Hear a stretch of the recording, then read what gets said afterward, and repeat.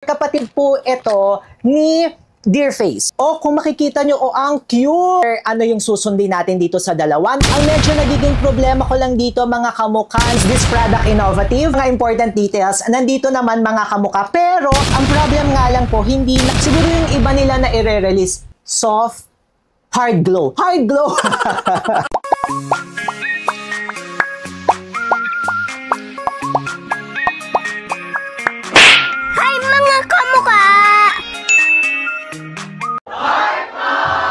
Hi mga kamukha, tayo po'y nagbabalik. Ako po si Sir Lawrence, ang inyong human guinea pig. Heart, heart!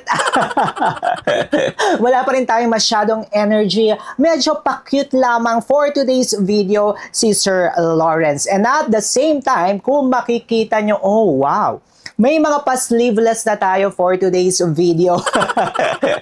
Para makita nyo talaga kung maputi na ba talaga si Sir Lawrence or pumuputi nga ba tayo. Ayan, kayo na po ang humusga. Pag-uusapan po natin ngayong araw na ito ay ang sumisikat na po na supplement brand, walang iba kundi ang New Moon na Soft Glow. Ito po siya mga kamukha. Isa nga pong paalala, this is not an experience video. Ito po ay formulation video. Kung yung experience ang hinahanap nyo, maghanap muna kayo sa ibang mga videos mga kamukha. Hindi nyo yan mahahanap dito. Hindi pa po natin siya ititik at hindi pa po natin siya mare-review. Pero kung formulation ang gusto nyong malaman, ayan yung pag-uusapan natin. Sister company po, sister talaga, no? Or kapatid po ito ni Dear Face. Si Dear Face, marami na tayong products nila ang na-review na natin dito sa ating channel. Nagandahan tayo, okay yung mga products nila, specifically yung mga collagen drink. Ang panglaban or edge ng Dear Face ay yung lasa. Kung lasa at lasa, lalo na yung melon nila dati, ay hands down tayo doon. Kung melon at melon, sila talaga yung number one ko before. Okay, ito nga po meron silang bagong brand which is New Moon. At yung isa sa kanilang mga nilaunch ay ito pong Soft Glow. For the packaging, ayan siya mga kamukha. At ang masasabi ko, sila siguro ngayon so far ang may pinakamaganda na packaging ng bottle. I love it. O kung makikita nyo, ang cute! Napakaganda niya. Very premium yung kanyang feel, yung kanyang itsura. Ang medyo nagiging problema ko lang dito mga kamukha, nagbe-blend masyado yung kulay niya. Kaya kung medyo malabo ang inyong mga mata, mapapaganon talaga kayo ng bonggang-bongge. Yung mga important details, nandito naman mga kamukha. Pero yung mga milligram content per ingredient, hindi nila yon nilagay. Ayan, sana sa mga susunod na batch, mailagay na nila. Ano nga ba ang kahalagahan kapag nilalagay talaga yung mga milligram content per ingredient sa ating mga consumers or sa ating mga customers? Ang advantage nito is kung may fino-focus tayo na certain ingredient, makikita talaga natin yung milligram content. Unlike kapag kunyari nakalagay like this one, 500 milligram siya of different ingredients, medyo hindi natin alam kung ilang milligrams ba yung nilagay nila na glutathione, kung gusto nyo kasi mag-focus sa glutathione, or kung sa collagen, mas marami ba yung collagen kaysa sa glutathione, medyo mahirap magtimpla ng ganun mga kamukha, di ba? But overall, I like the packaging niya. Tapos may palibre pa silang ganito, ayan. Kung fan kayo ni Elise Johnson, magugustuhan nyo yan. And then nakalagay sa likod yung mga active ingredients niya. Pero ang nagiging problem ko dito, or naging concern ko mga kamukha, dito kasi 6 active ingredients. While dito naman sa kabila, or dito sa pinaka-bottle nila, may nakalagay dito na oral sunblock. Ayan, may oral sunblock siya. Hindi ko alam kung may oral sunblock ba or ano yung susundin natin dito sa dalawa. Nakalimutan lang ba ilagay ng marketing team? Charis, nakalimutan. Katulad nga po ng lagi nating sinasabi sa lahat ng review videos natin, before kayong bibili, gagamit, lalaklak, or magpapahid ng kahit anong produkto, always ask yourself, ano nga ba ang inyong NBF? Ano nga ba ang pangangailangan ng inyong katawan or gusto nyo ma-achieve? Gusto nyo ba pumuti ng bonggang-bongga? Or para ba sa inyong skin? skin, wrinkles, fine lines, para ba sa inyong mga joints, para sa mga inyong mga hair, kailangan alam nyo yan. Yung B naman is budget. Kailangan alam nyo kung magkano lang yung kaya nyong i-allot per month. Kasi kukurot at kukurot talaga kayo ng budget per month.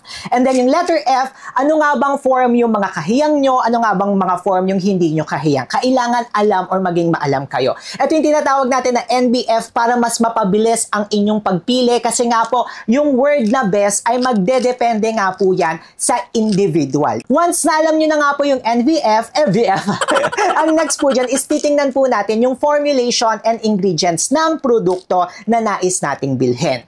Kasi nga po, yung mga brands, yung mga claims nila, nagbe-base rin po sila sa ingredients. Okay, ang hina-highlight nito ni Soft Glow, dito sa unang dyan, dito sa pinaka-packaging niya, nakalagay dyan, S-acetyl na glutathione, tapos vitamin C, and then zinc siya. Pag-usapan po siguro muna natin ito. Very controversial itong si S-acetyl na glutathione. Glutathione itself, mga kamuka, it's an antioxidant na lumalaban po yan sa mga free radicals, sa mga oxidative stress ng ating katawan.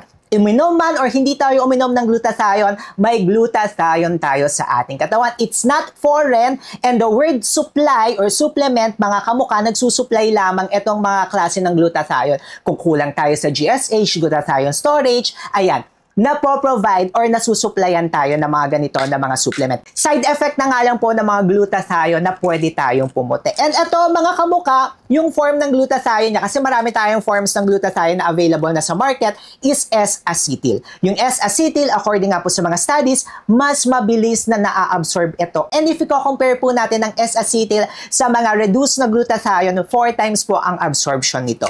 Yun nga lang, okay sana siya. Okay talaga yung S-acetyl ngayon.